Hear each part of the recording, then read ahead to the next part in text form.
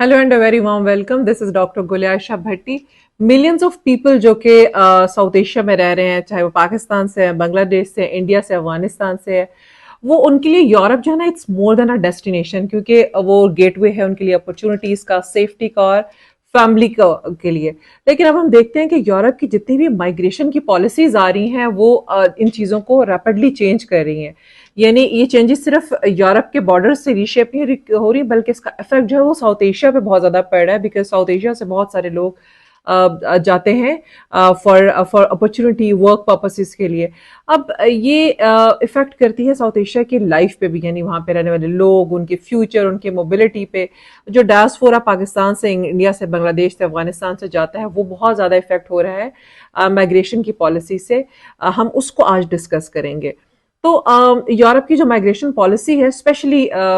2015 में जब बहुत ज़्यादा रिफ्यूज इन्फ्लक्स हुआ और 1.3 मिलियन असाइलम सीकर्स जो हैं वो यूरोप पहुंचे, उन्होंने बहुत सारी बेसिस के ऊपर असाइलम के लिए अप्लाई करना शुरू कर दिया। तो इससे क्या हुआ कि ये एक प्रेशर आया रिसेप्शन सिस्टम्स के ऊपर, और उसमें जो बॉर्डर स्टेट्स थी और जो पब्लिक ओपिनियन थी वो भी बहुत ट्रिगर हुई। उन्होंने कहा कि जो लोकलाइट्स, उन्होंने कहा कि ये इतने ज़्यादा इमिग्रेंट्स क्यों आए, क्योंकि इमिग्रेंट्स जो हैं वो इफेक्ट करते थे वहाँ की लोकल कम्युनिटी के ऊपर, इकोसिस्टम पे, पॉलिटिक्स के ऊपर। तो यूरोप में क्या करना शुरू कर दिया कि उसने हैंडल करना शुरू कर दिया माइग्रेशन को इस तरह से कि बॉर्डर्स को टाइट कर लिया, असाइलम जो प्रोसीजर्स है पहले उनको जो है वो फास्ट करना शुरू किया, और साथ ही साथ उन्होंने एक्सटर्नल कंट्रोल जो है ना उसको भी एनहांस किया। अब इस शॉर्ट टर्म जो क्राइसिस रिस्पांस था उससे फिर वो निकले, उन्होंने क्या किया कि इंस्टीट्यूशनल पॉलिसी बना दी। बिकॉज कोई भी मसला होता है तो पहले आप एक शॉर्ट टर्म रिस्पांस बनाते हैं, जो कि उन्होंने उस वक्त किया कि साइलम सीकर्स का प्रोसेस को स्पीड अप किया, बॉर्डर्स को टाइट किया और दूसरे चीज़ों को देखना शुरू किया। लेकिन फिर अब उन्होंने क्या किया कि उन्होंने बाकायदा ईयू पैक्ट जो है ना ऑन माइग्रेशन एंड असाइलम, वो एक बनाया गया। अब वो उसकी इम्प्लीमेंटेशन अभी जून 26 से स्टार्ट हो जाएगी, लेकिन हम देख रहे हैं कि उसका जो इफेक्ट है वो ऑलरेडी सामने आ रहा है। अब ये जो ईयू की पैक्ट है ये एक्चुअली क्या है? ईयू का पैक्ट जो है it's more than a paper work. अब ये क्या करेगा, ये एक कॉम्प्रिहेंसिव एक रिस्ट्रक्चरिंग प्रेजेंट करेगा माइग्रेशन की और असाइलम पॉलिसी की with in the European union. अब जो स्ट्रॉन्गर एक्सटर्नल बॉर्डर कंट्रोल्स हैं वो उसको देखेगा, यानी माइग्रेंट्स या असाइलम सीकर जब आते हैं ईयू बॉर्डर्स के ऊपर, तो वो जो जो रिगरस स्कैनिंग होगी, उनकी आइडेंटिफिकेशन होगी, उनकी सिक्योरिटी चेक्स उनके बहुत ज़्यादा होंगे। इसी तरह से हार्मोनाइज किया गया है असाइलम के प्रोसीजर को, कि इसमें देखा जाएगा कि जितने भी असाइलम की जो एप्लीकेशंस आ रही हैं वो कितनी सारी फेयर हैं, यानी उसमें क्राइटेरिया जो है क्या वो उसको फुलफिल कर रहे हैं, और कितना सारा वो जो डॉक्यूमेंटेशन है वो कितनी करेक्ट है। तो ईयू की जितनी भी स्टेट्स हैं वो सबको भी देखेंगी, साथ ही वो responsibility and solidarity of the mechanism भी वो लेकर आएंगे कि जितनी भी मेंबर स्टेट्स हैं वो क्या करेंगी, वो असाइलम के जो प्रोसीजर है ना एक दूसरे के साथ उसका बर्डन शेयर करेंगी और एक दूसरे को सपोर्ट करेंगी रीलोकेशन के ऊपर, और फाइनेंशियल कंट्रीब्यूशन भी वो करेंगी इसके ऊपर। तो ये ईयू की जो जो स्टेट्स हैं वो इस सारे असाइलम के प्रोसीजर को म्यूचुअली देखेंगी, और फिर उसके बाद ट्रांजिट और ओरिजिन स्टेट के साथ जो है ना वो कॉपरेशन, उसको भी वो देखेंगे कि ये पैक्ट है वो ये कहता है कि जो country of origin and transit है ना उनके दरमियान में पार्टनरशिप होना बहुत ज़रूरी है, ताकि इरेगुलर जो डिपार्चर्स हैं और क्रिमिनल स्मगलिंग है जो है ना उसको देखा जा सके। ईयू कहता है ये सारे मेजर जो है ना ये बहुत फेयर हैं और बहुत इफेक्टिव हैं, लेकिन क्रिटिक ये कहती है कि देखें जितना ज़्यादा बॉर्डर रिटर्न्स को फास्ट कर देंगे, जितना ज़्यादा आप जो है वो पॉलिसीज को इस तरह से रिजिड कर देंगे, तो इससे इंडिविजुअल असेसमेंट्स जो है ना वो रिड्यूस हो जाती हैं और असाइलम सीकर्स के लिए नए बैरियर्स बनना शुरू हो जाते हैं। बिकॉज आपने जो पॉलिसी बनाई है उस पॉलिसी में ज़रूरी नहीं है कि असाइलम सीकर्स जो है वो फुलफिल भी कर सके, लेकिन वो केस जेन्युइन भी हो सकता है। तो अब ये जो है ना अपने आप को quote and quote safe country की बात करते हैं ना, तो अब ये जो कंट्रोवर्शियल जो डेवलपमेंट ईयू के emerging list of safe countries of the origin की बात करें, वो ये कहते हैं कि देखिए क्योंकि हम सेफ कंट्री हैं तो हम ये चाहते हैं कि कंट्री ऑफ ओरिजिन जहां से हमारे पास वो आ रहे हैं, दिस इमिग्रेंट्स आ रहे हैं, वो कंट्री ऑफ ओरिजिन भी हमारी लिस्ट में सेफ होना चाहिए। और ईयू ने उसके लिए ना फास्ट ट्रैक असाइलम क्लेम बनाया है फ्रॉम 7 कंट्रीज। उसमें वो उन्होंने कहा है कि देखिए बांग्लादेश, इंडिया और पाकिस्तान जो है ना उसको सेफ कंट्री के जोन में आने के लिए कुछ देयर आर सम वो चेकलिस्ट है जो उनको फुलफिल करनी है। तो जो अब इससे क्या हुआ कि फास्टर रिजेक्शन स्टार्ट हो गई है, क्योंकि ये वो कंट्री है जिनके बारे में कहा जाता है कि हो सकता है कि यहाँ से आने वाले जो इमिग्रेंट्स हैं वो they are not purely the asylum seekers और कुछ भी हमारे लिए प्रॉब्लम क्रिएट करते हैं। इस तरह से ग्रेटर रिस्क ऑफ डिपोर्टेशन भी देखा गया विदाउट इवेल्युएशन, जिसमें ये देखा गया कि असाइलम सीकर जो है ना वो उनको स्ट्रक्चरल डिसएडवांटेजेस बहुत फेस करने पड़े हैं। ह्यूमन राइट्स की जो ऑर्गेनाइजेशन है वो वार्न भी करती है इसके ऊपर कि आप ये जो एक वो बना लिया है, पैक्ट बना लिया, उसके अंदर आपने एक स्ट्रक्चर्ड किस्म का आपने क्राइटेरिया बना लिया, तो हर दफ़ा असाइलम सीकर्स इस पे फुलफिल नहीं भी हो सकते हैं। और ऐसे असाइलम सीकर जो अफगानिस्तान, पाकिस्तान, बांग्लादेश या कई ऐसी जगह से आ रहे हैं जहाँ पे वो ह्यूमैनिटेरियन क्राइसिस फेस कर रहे हैं, तो फिर उनको प्रोटेक्शन देना ज़रूरी है। लेकिन अब यहाँ पर ईयू की जो बॉर्डर एजेंसी जो है ना वो ये कहती है कि देखिए इरेगुलर जो माइग्रेशन है ईयू के अंदर वो कोई 38% ड्रॉप हुई है 2024 में, क्योंकि जितना ज़्यादा स्ट्रॉन्ग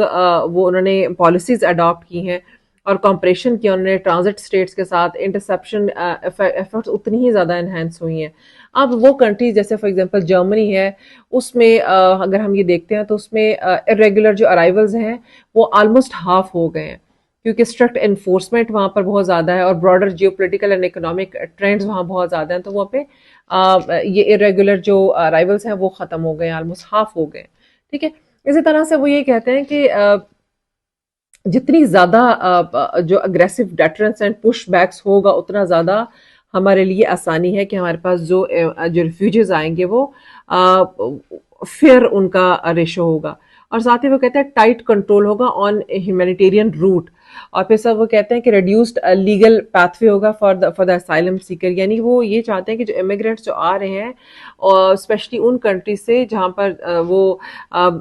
फेस कर रहे हैं किसी भी किस्म का इकोनॉमिक प्रेशर फेस कर रहे हैं और वो जॉब अपॉर्चुनिटीज के लिए आ रहा है, तो उनको बहुत सारी लिस्ट में से गुजरना पड़ेगा, चेक लिस्ट में से जो उनको फुलफिल करनी होगी। और उससे फिर हम वो कहते हैं हमारे पास पे जो लोग आएंगे वो लोग होंगे जो क्लियर होंगे और वो हमारी सोसाइटी का हिस्सा बन सकेंगे और हमारी प्रोडक्टिविटी के लिए भी काम करेंगे, तो हमें उनसे कोई थ्रेट नहीं होगा। लेकिन उसमें एक का जो एकेडमिक जो पर्सपेक्टिव है वो ये कहता है कि ईयू की जो पॉलिसीज है it's not about the border only. आप देखिए कि ईयू के अंदर जो फार राइट जो आपको नजर आ रही है पॉलिटिकल राइज, वो बहुत ज़्यादा इसमें इफेक्ट कर रहा है कि जितने भी यूरोपियन कंट्रीज हैं उनकी जो इमिग्रेंट पॉपुलेशन है वो बहुत ज़्यादा सब्सटैंशियल वो रेजिडेंशियल सेग्रीगेशन भी फेस कर रही है, क्योंकि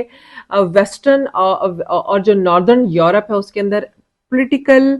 जो पार्टीज हैं वो फार राइट है, और वही जो फीलिंग है ना फार राइट की, वही फीलिंग कॉमन मैन में भी वहां पे आपको नजर आती है। तो आपको जो माइग्रेशन की पॉलिसीज यूरोप में नजर आ रही है ये भी उसी का ही हिस्सा है। पहले शुरू में तो ऐसा इनिशिएट तो था ना ऐसा कि जिसपे जो पोस्ट वॉर सॉलिडेरिटी थी और एंटी सॉलिडेरिटी ट्रेंड जो थे वो पास्ट पिछले डेकेड्स में हमने बहुत ज्यादा देखे, इसमें नेशनल इंटरेस्ट और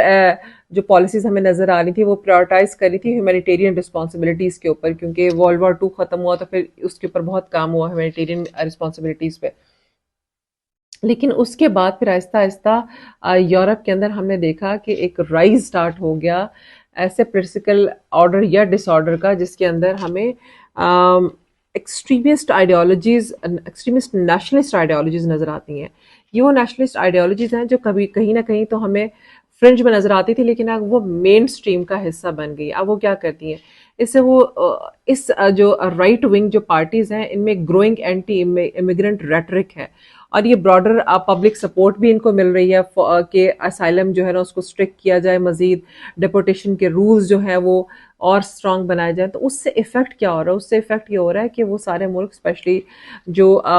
एशिया से जा रहे हैं, साउथ एशिया स्पेशली, उनमें डिस्क्रिमिनेशन बहुत ज़्यादा वो फेस कर रहे हैं। और साथ ही साथ uneven access to the legal procedure, ये भी बहुत ज़्यादा हमें नज़र आता है। और फिर जितनी भी एंग्जाइटी है फैमिली रीयूनिफिकेशन के ऊपर और लॉन्ग टर्म जो स्टेबिलिटी के ऊपर, वो बहुत ज़्यादा हमें फिर वहाँ इमिग्रेंट्स में से नज़र आ रही है। और इमिग्रेंट्स के साथ साथ वो लोग जो वहाँ पर जा रहे हैं फॉर वर्क पर्पस या वहाँ पर दूसरी अपॉर्चुनिटीज़ को एक्सप्लोर करने के लिए, वो भी सिमिलर टेंशन ही फेस कर रहे हैं। सो यहाँ पर हमें ये नज़र आता है कि जो यूरोप की जो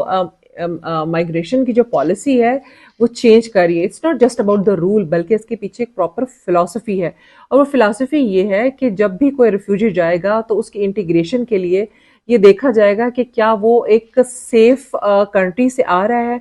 और वो सेफ कंट्री को क्या कौन डिसाइड करेगा, वो ईयू डिसाइड करेगी कि वो सेफ कंट्रीज कौन से हैं। और ये जो ट्रेंड है ये हमें नजर आ रहा है यूरोप के अंदर भी और यूरोप के बाहर भी, जहां जहां पर भी हमें ये इमिग्रेशन की पॉलिसीज हमें नजर आती हैं। तो अब सवाल ये नहीं है कि ये कौन यूरोप में एंटर हो रहा है, सवाल ये है कि वो क्या यूरोप उसको चूज भी कर रहा है वेलकम करने के लिए। तो ये एक बहुत कॉम्प्लेक्स सिनेरियो है जो अब यूरोप की पॉलिसीज से भी कनेक्टेड है, कि वहाँ पे आपको फार राइट जो पॉलिटिकल पार्टीज आपको नजर आ रही हैं, जिस तरह से एंटी इमिग्रेंट पॉलिसीज वो लेकर आ रही हैं, जिस तरह से वो एक स्ट्रॉन्ग नेशनलिस्ट अंडरस्टैंडिंग है उनके अंदर, और जिस तरह से वो उनको एक रिजेंटमेंट और एक वो फेस करते हैं काइंड ऑफ मार्जिनलाइजेशन जब ये नॉन यूरोपियन वहाँ जाते हैं। तो वो भी एक और स्टोरी है जो किसी और वीडियो में हम इसको डिस्कस करेंगे। I would really like to know your opinion about it. Please comment section में comment करें, like this video and subscribe the channel. And in the next video, we are going to discuss another international issue.